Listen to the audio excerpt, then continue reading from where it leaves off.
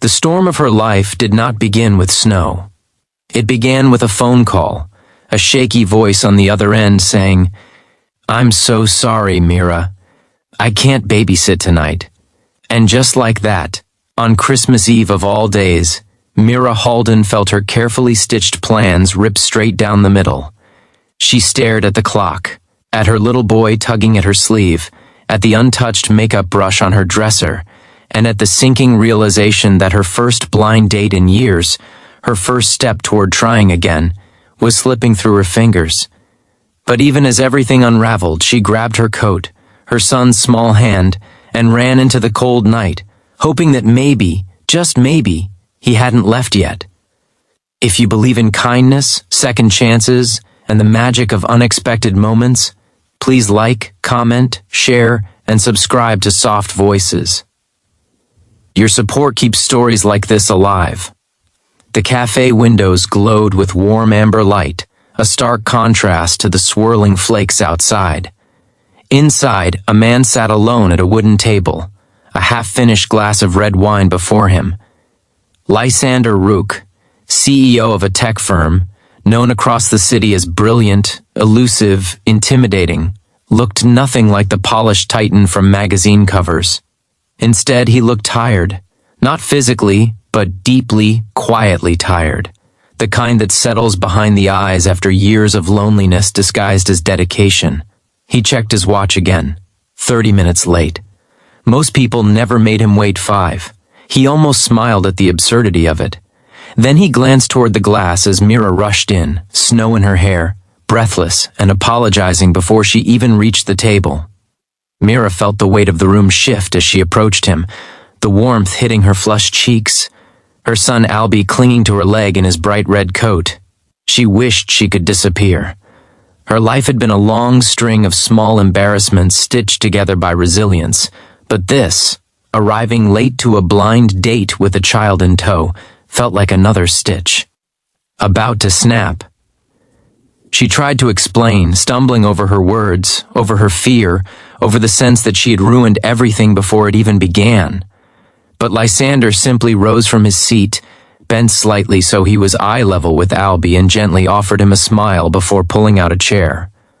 What Mira didn't know yet was that Lysander had grown up mostly alone. His childhood had been a parade of mansions, tutors, and silent hallways where no one waited for him except staff paid to pretend they cared. He had built companies, reputations, and walls that reached higher than ambition itself, but he had never built a family.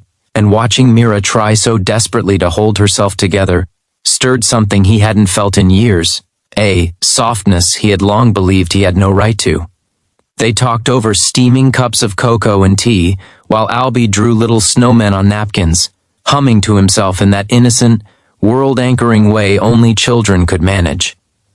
Mira told Lysander about her work managing a local greenhouse, about losing her husband in an accident years ago, about doing everything she could to give Albie a life full of light even when her own felt dim. She tried to laugh at the chaos of her days, at how single parenthood was less a journey and more a marathon she ran barefoot. Lysander listened, really listened, leaning forward, eyes attentive, hands still.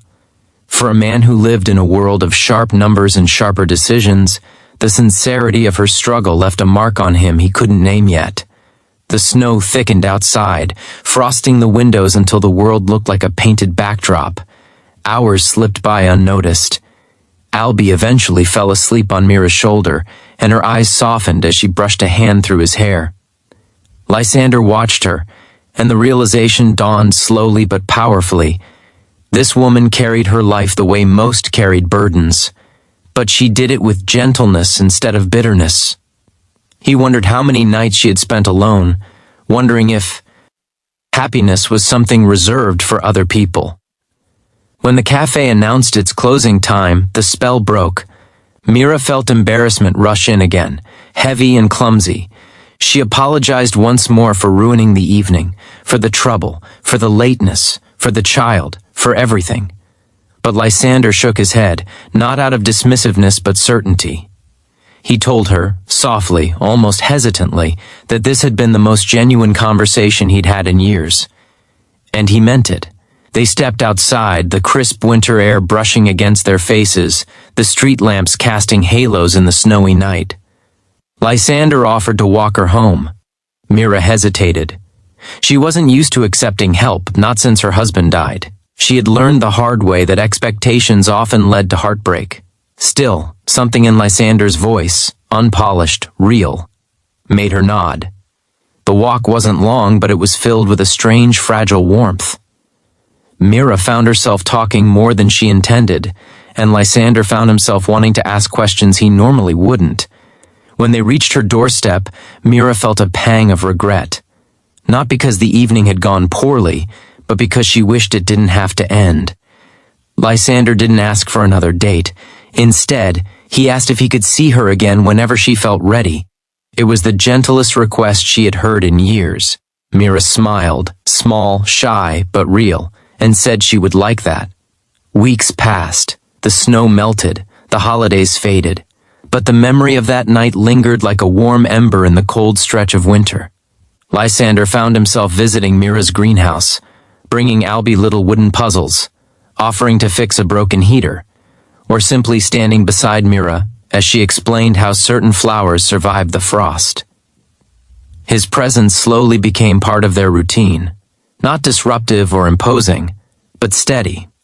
Mira noticed how Albie's face lit up when he saw Lysander, how Lysander's sternness softened into something almost paternal in those moments. Yet fear still clung to Mira. She worried she was broken in ways Lysander couldn't understand. She worried she wasn't enough. She worried she was too much. She worried that letting someone in would only teach her how painful it was when they left. But one evening, months after their first meeting, Albie ran toward Lysander with a handmade card. It was covered in glitter and crooked hearts, with a child's handwriting that read, "Thank you for staying." Lysander's breath caught. Mira watched him kneel, arms trembling slightly as he hugged the little boy, and in that moment, she realized that maybe she wasn't the only one trying to heal. Sometimes the people you least expect arrive when everything seems to be falling apart. Sometimes they stay even when they have every reason not to. And sometimes, on a cold Christmas Eve, they walk into your life not to fix it, but to remind you that you are worth showing up for. If this story touched your heart, please like, comment, share, and subscribe to Soft Voices. Your engagement helps bring more emotional, hopeful stories into the world. Special request, comment "They stayed" if you believe love can arrive even on the messiest days.